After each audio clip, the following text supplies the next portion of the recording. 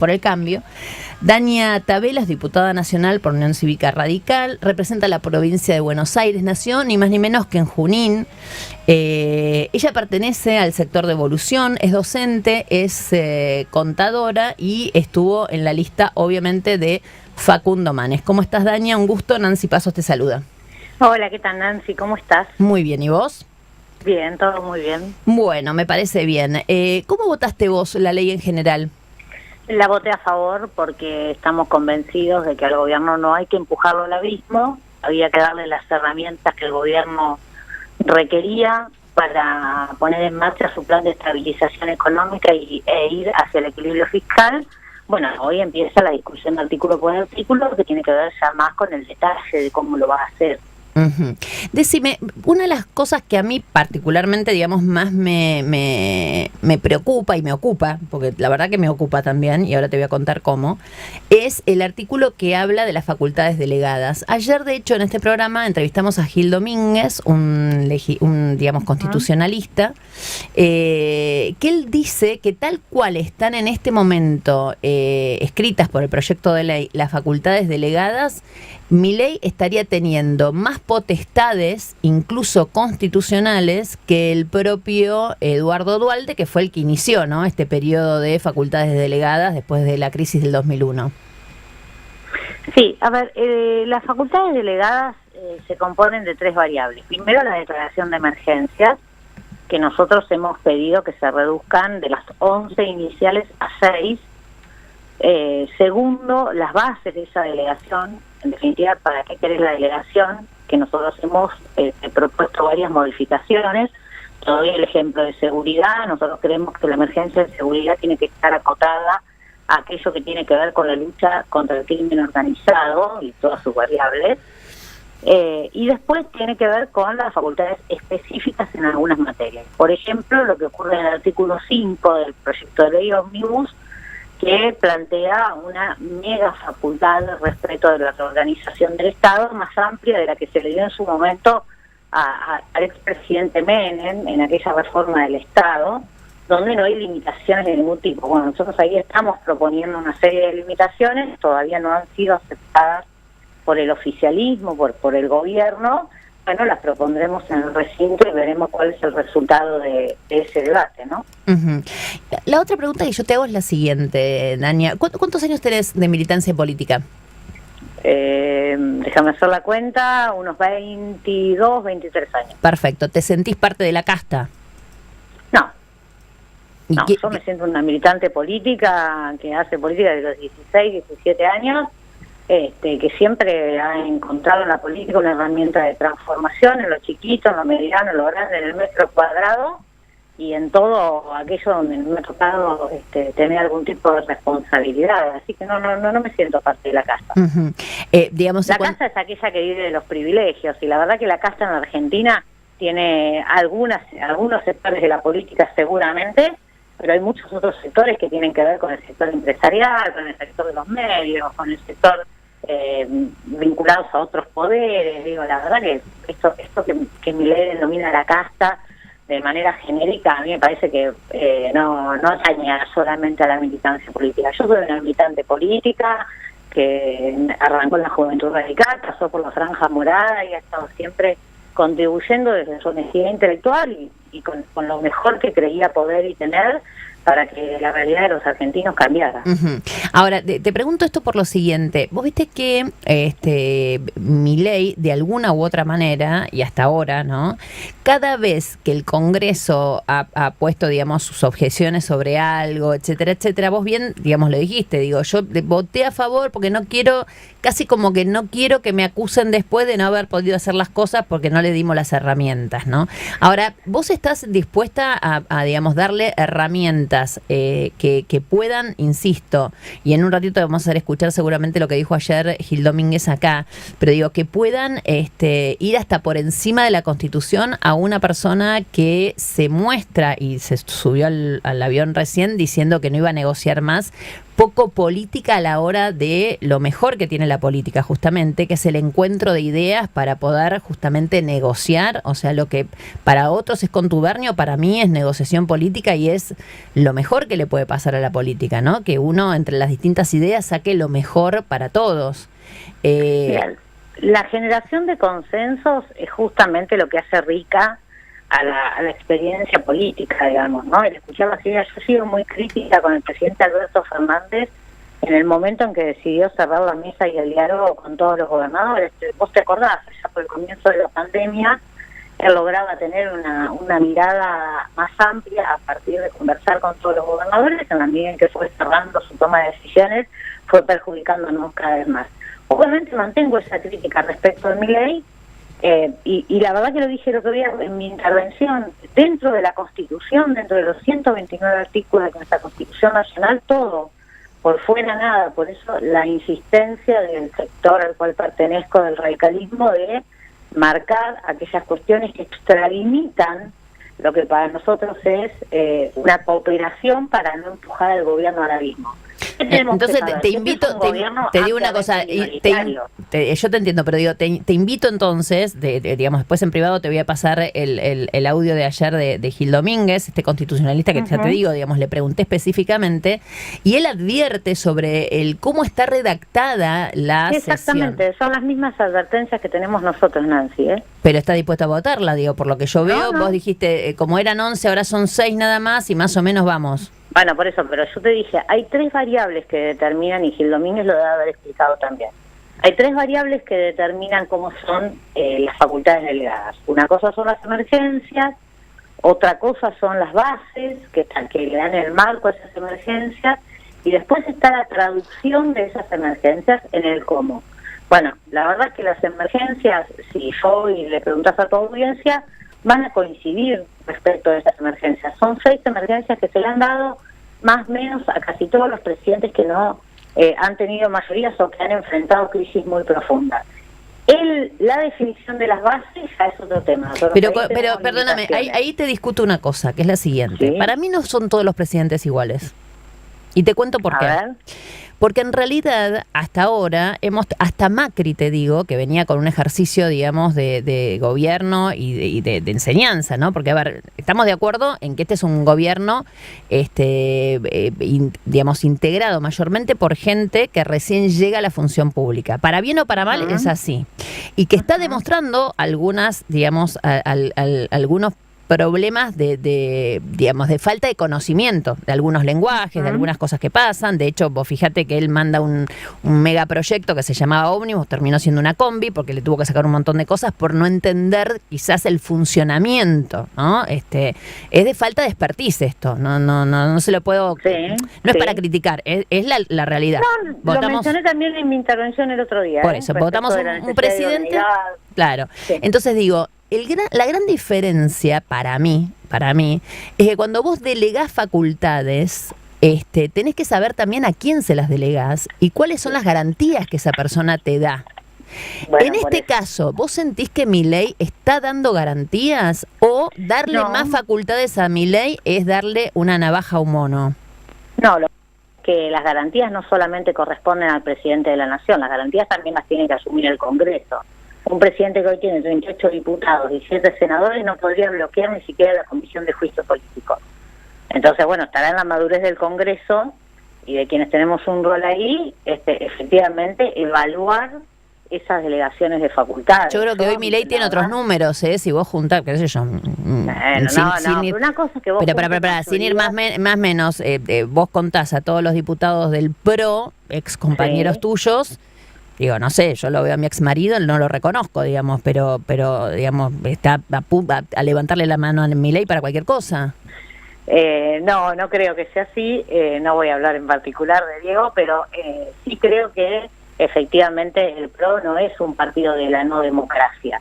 Por lo tanto, es un partido que en riesgos de determinadas cuestiones de la democracia va a jugar y va a actuar como corresponde en base a sus principios democráticos, más allá de algunos que puedan tener o no una vinculación, si querés, más cercana al actual presidente, entre los cuales no se encuentra Diego Santilli. No está bien. Pero más allá de eso, me parece que hay otro tipo de control y de ejercicio por parte del Congreso, y está claro en la ley ómnibus. Vos lo mencionás, decir ley combi, digamos, está claro que hay otro ejercicio del Congreso. En otras oportunidades quizás este tipo de leyes ni siquiera se debatían.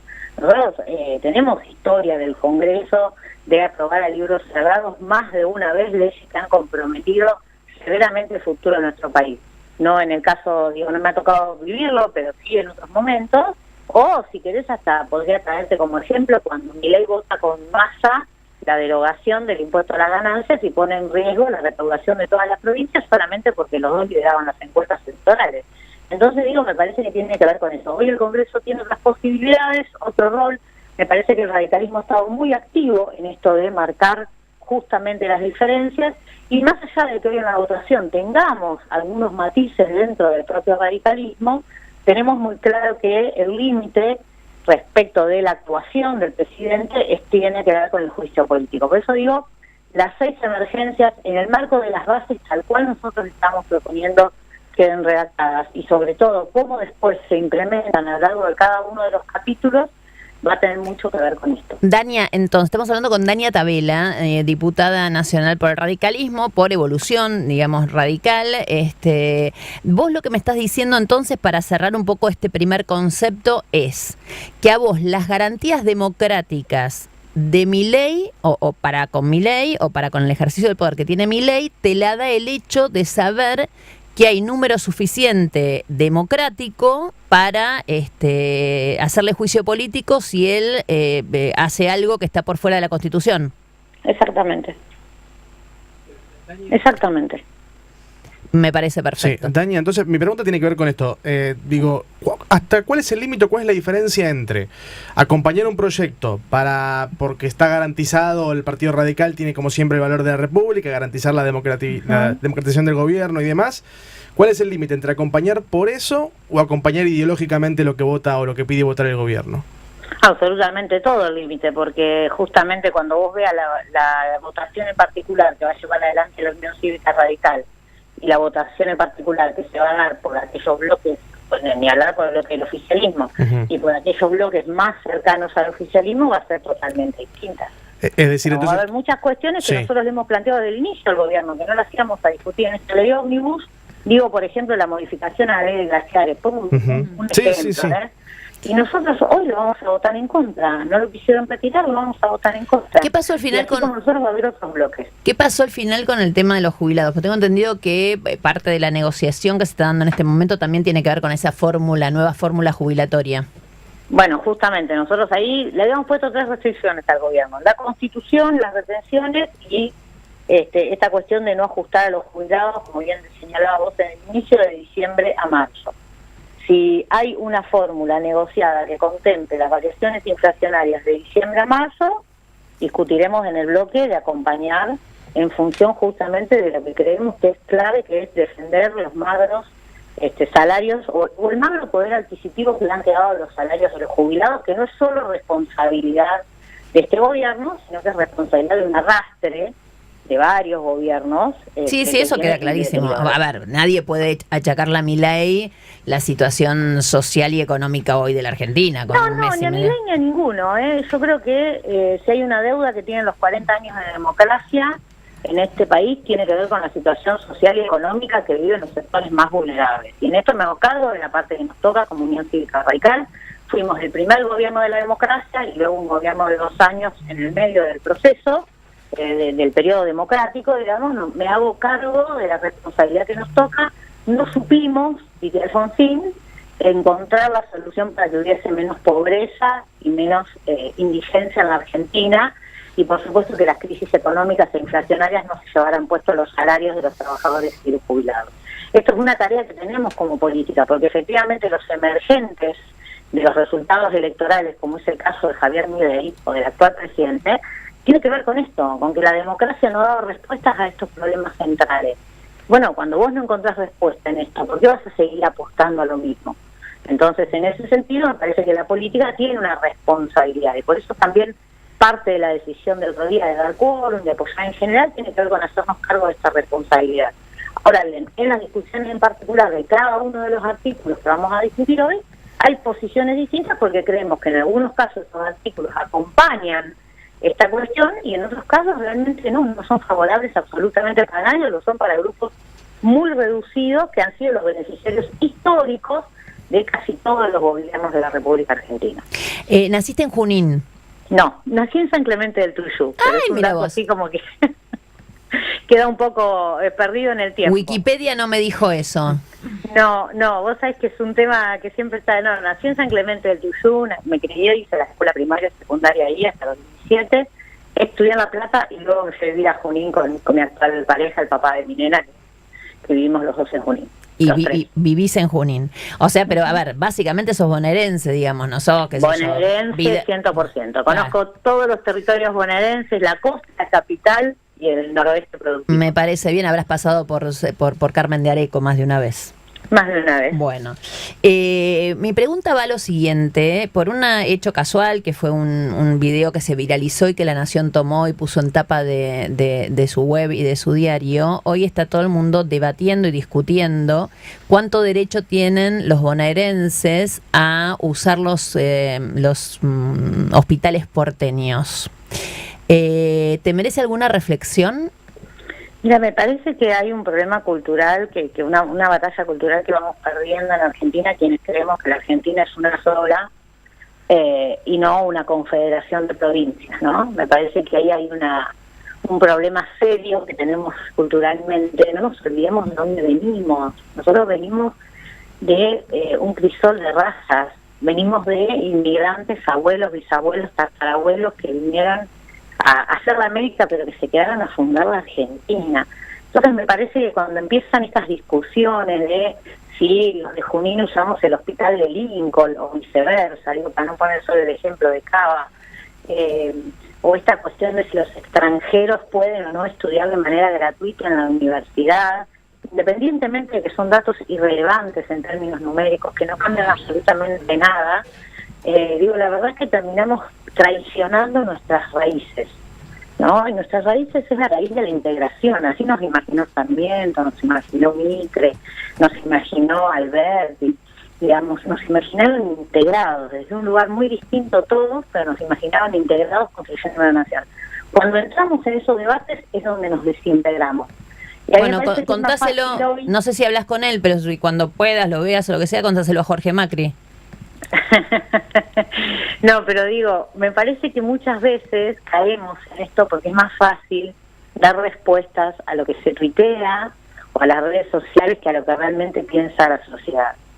Me parece que es como la respuesta fácil. La respuesta fácil mía hubiera sido: qué barbaridad que los bonaerenses usemos los hospitales de Cava. Bueno, los de Cava usan las rutas bonaerenses y yo no digo nada.